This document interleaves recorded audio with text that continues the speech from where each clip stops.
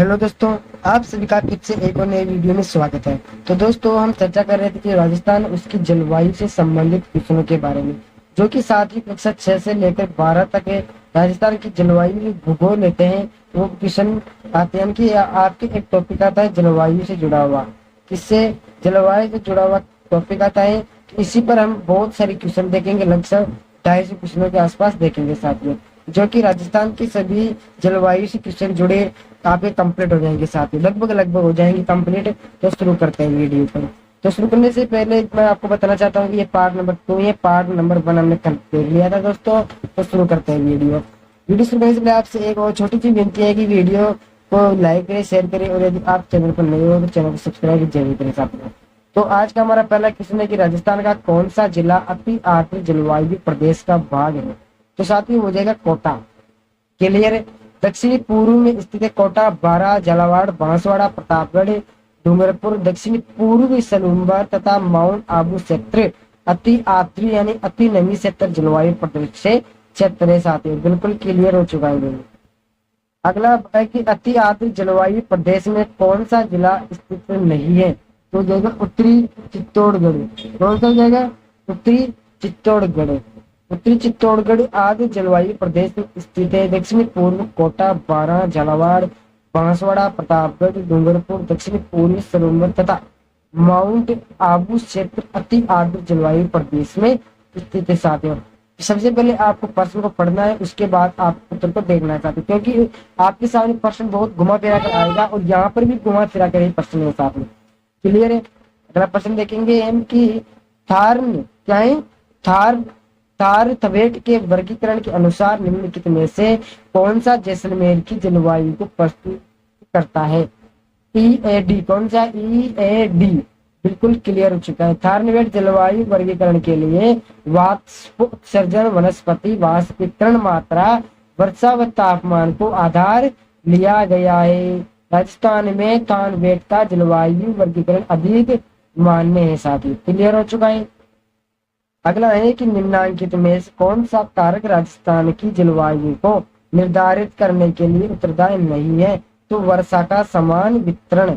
जलवायु को प्रभावित करने वाले कारक अक्षांश स्थिति, समुद्र तल से दूरी, समुद्र तल से ऊंचाई, अरावली पर्वत श्रेणियों की स्थिति एवं दिशा आदि उत्तरदायी नहीं है साथियों।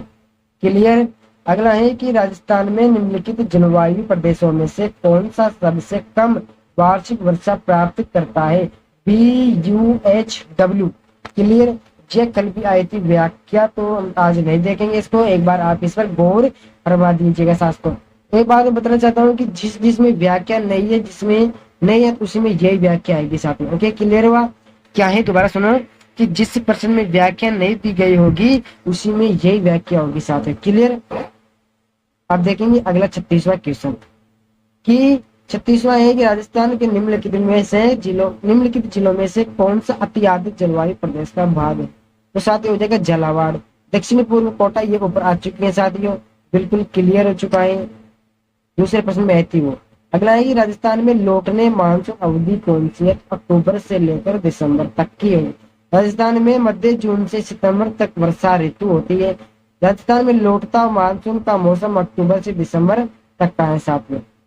के लिए अगला है कि निम्नलिखित में से कौन सा स्थान पर राजस्थान में साधारणतः सर्वाधिक वर्षा दर्ज होती है? तो माउंट आबू में सबसे ज्यादा वर्षा होती है। राजस्थान का सबसे वर्षा वाला क्षेत्र माउंट आबू क्षेत्र साथियों। क्लियर? अगला है कि निम्नलिखित में से 20वीं शताब्दी में सर्वाधिक तापमान अंकित किया गया है? तो अलवर में। 20वीं शताब्दी में सबसे ज्यादा तापमान अलवर में बताया गया है साथियों। अलवर में अब तक का उच्चतम तापमान 56.6 डिग्री सेल्सियस रहा है। 123.1 डिग्री फ़ारेनहाइट 10 मई 1956 को दर्ज किया गया है। तापमान डिग्री में तो 150.6 और फ़ारेनहाइट में हो जाएगा 123.1 डिग्री फ़ारेनहाइट। अगला देखेंगे कि कितने सेंटीमीटर की नहीं क्या है साथियों कि कितने सेंटीमीटर की समवर्षा रेखा राजस्थान राज्य की भूमि को लगभग 2 भागों में विभाजित करती है या बांटती है? तो 50। राजस्थान को 50 सेंटीमीटर रेखा 2 भागों में बांटती है। 50 सेंटीमीटर वर्षा रेखा उत्तरी पश्चिम में कम होती है, जबकि दक्षिण पूर्व में वर्षा अधिक होती है। यह 50 सेंटीमीटर मानक रेखा अरावली पर्वतमाला को है। ओके साथियों, क्लियर। अगला है कि राजस्थान में दक्षिण पश्चिम मानसून ऋतु की अवधि क्या रहती है? तो जून से लेकर सितंबर तक की इसकी अवधि रहती है। राजस्थान में मध्य जून से सितंबर तक वर्षा ऋतु होती है। कहाँ पर? राजस्थान राज्य में साथियों, क्लियर। अगला देखेंगे, अगला क्वेश्चन देखेंगे कि जून से सितंबर माह में वर्षा में अधिकतम भिन्नता जिले विलिखित की जाती है। तो जैसलमेर। ओके साथियों, राजस्थान में सर्वाधिक वर्षा की विषमता वाला जिला बाड़मेर और जैसलमेर है साथियों, क्लियर हुआ। अगला क्वेश्चन देखेंगे आगे कि निम्नलिखित में से राजस्थान का कौन सा क्षेत्र मानसून की अरब सागर शाखा से अधिक वर्षा प्राप्त करता है? तो दक्षिण तथा दक्षिण पूर्वी क्षेत्र अरब सागरीय मानसून हवाओं से राज्य के दक्षिण व दक्षिण पूर्वी जिलों में पर्याप्त वर्षा हो जाता है। राजस्थान में सर्वप्रथम अरब सागर मानसून प्रवेश करता है। यह मानसून राजस्थान के दक्षिण पश्चिम दिशा से प्रवेश करता है।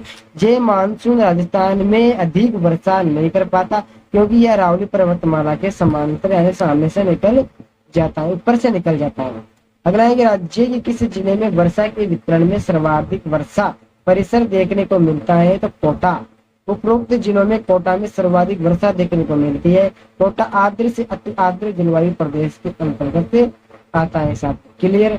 अगला है किसी भी क्षेत्र को न्यूनतम सूखाग्रस्त क्षेत्र घोषित करने के लिए कितनी वार्षिक वर्षा की मात्रा होनी चाहिए?